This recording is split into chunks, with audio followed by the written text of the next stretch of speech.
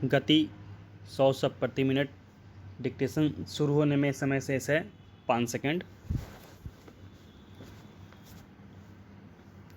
Ready, start.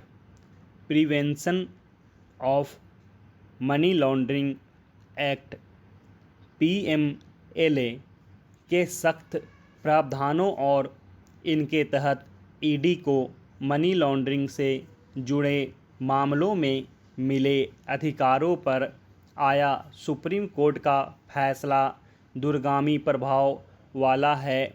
इस मामले पर सबकी नज़रें सिर्फ इस वजह से नहीं थी कि इससे बहुत सारे हाई प्रोफाइल केस जुड़े हुए हैं। इसकी सबसे ख़ास बात यह थी कि इसमें न्यायशास्त्र के मूल सिद्धांतों से जुड़ी अहम मान्यताएं दांव पर थी। उदाहरण के लिए इस कानून के तहत लगाए गए आरोपों को साबित करने की जिम्मेदारी जांच एजेंसी की नहीं होती।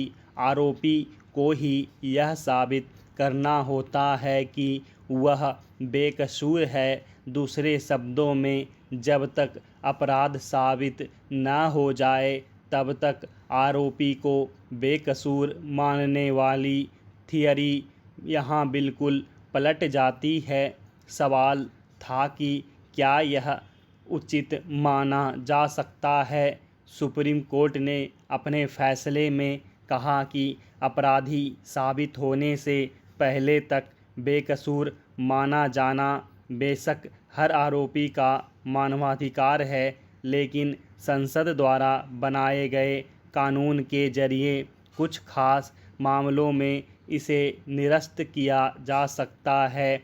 ऐसे ही एक और सवाल था कि जैसे पुलिस के लिए FIR की कॉपी उपलब्ध कराना आवश्यक होता है, वैसे ही क्या ईडी के लिए भी यह ज़रूरी नहीं होना चाहिए कि गिरफ्तारी से पहले वह संबंधित व्यक्ति को ECIR enforcement case information report की कॉपी उपलब्ध कराए।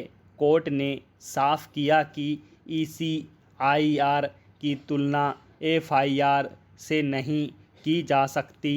यह ईडी का एक आंतरिक दस्तावेज है जिसे आरोपी के साथ साझा करना उसके लिए ज़रूरी नहीं है। ऐसे ही सुप्रीम कोर्ट ने कुर्की जब्ती वगैरह से जुड़े ईडी के तमाम अधिकारों पर भी कैंची चलाने से इनकार कर दिया। कोर्ट ने कहा कि मनी लॉन्ड्रिंग आतंकवाद और ड्रग्स कारोबार से जिस अभिन्न रूप से जुड़ा है, उसके मद्देनज़र इन मामलों को हल्के में नहीं लिया जा सकता। वैसे भी ऐसा नहीं हो सकता कि हम राज्य या सरकार से तमाम गंभीर अपराधों पर अंकुश लगाने की उम्मीद तो करें, लेकिन संबंधित एजेंसियों को उसके लिए आवश्यक अधिकार देने को तैयार न हो। बहरहाल ईडी के अधिकारों पर सुप्रीम कोर्ट की मुहर लग जाने के बाद यह और ज़रूरी हो गया है कि एजेंसी इन अधिकारों के इस्तेमाल में पहले से ज़्यादा विवेकपूर्ण रवैया अपनाए, ताकि उसकी विश्वसनीयता पर सवाल उठाने की कोशिशें खुद ही बेअसर हो जाएं।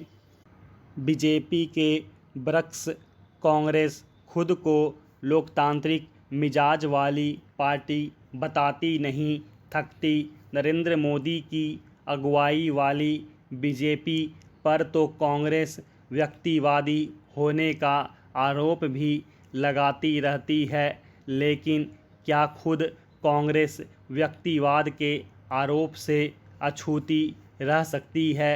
नेशनल हेराल्ड मामले में राहुल गांधी और सोनिया गांधी से प्रवर्तन निदेशालय ईडी की पूछताछ के दौरान जिस तरह का रवैया कांग्रेसियों का रहा है, उसके मद्देनज़र तो ऐसा नहीं लगता। कांग्रेस में ऐसी व्यक्तिवादी प्रवृत्ति नहीं है, लेकिन सोनिया गांधी के नेतृत्व वाले दौर की बात करें तो इसकी पहली झलक मई 2004 में मिली, जब लोकसभा में सबसे बड़ी पार्टी की नेता होते हुए भी उन्होंने प्रधानमंत्री पद न लेने का ऐलान किया। इसके बाद कांग्रेसियों में जैसे यह साबित करने की होड़ मच गई कि सोनिया गांधी का कौन सबसे ज़्यादा हितचिंतक है। एक ने तो सोनिया के पीएम न बनने की स्थिति में खुद को गोली मार लेने की भी घोषणा कर दी। कार्यकर्ता और नेता कई दिनों तक कांग्रेस मुख्यालय और 10 जनपथ पर जमे रहे थे। अब नेशनल हेराल्ड मामले में कांग्रेस के प्रथम परिवार से होने वाली पूछताछ को लेकर पार्टी में एक बार फिर वैसा ही मूड दिख रहा है। सोनिया गांधी के साथ ईडी की पूछताछ को लेकर कांग्रेस कार्यकर्ताओं ने देश भर में प्रदर्शन किया और धरना दिया। राहुल गांधी सड़क पर बैठ गए।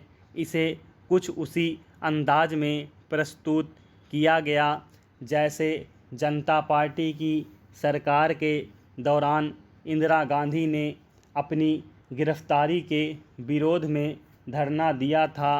कांग्रेस शायद मानती है कि इससे देश भर में उसके प्रति सहानुभूति का माहौल बनेगा। ठीक वैसे ही जैसे बिहार के बेलछी कांड के बाद इंदिरा गांधी को घटनास्थल पर जाने से रोके जाने के बाद बना था। लेकिन कांग्रेस भूल रही है कि अब न तो माहौल वैसा रहा, न ही जनता की सोच वैसी रही।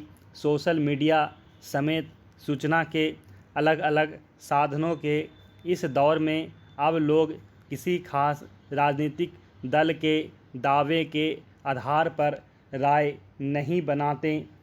उन दावों को अपने ढंग से परखने की कोशिश करते हैं। व्यक्ति पूजा की प्रवृत्ति से ग्रस्त होने का आरोप कांग्रेस चाहे स्वीकार न करे, लेकिन ईडी की पूछताछ के खिलाफ वह जिस तरह सड़कों पर हाय तौबा मचा रही है, उससे संदेश ऐसा ही जा रहा है। लगता है कांग्रेस इस बात से आहत है कि उसके प्रथम परिवार से पूछताछ करने की सरकार की हिम्मत कैसे हुई। इसी से यह सवाल भी पैदा हो रहा है कि क्या कांग्रेसियों के आंदोलन का दबाव इस मामले में प्रभावी साबित होगा।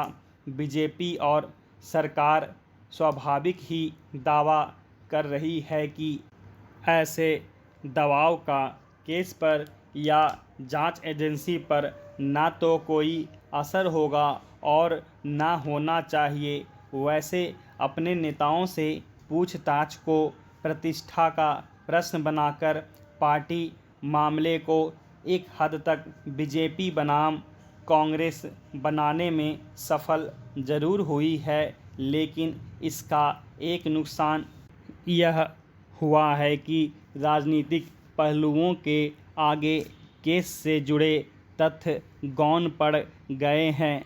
आइए एक नज़र इस मामले से जुड़े घटनाक्रम पर डाल लेते हैं। स्टॉप।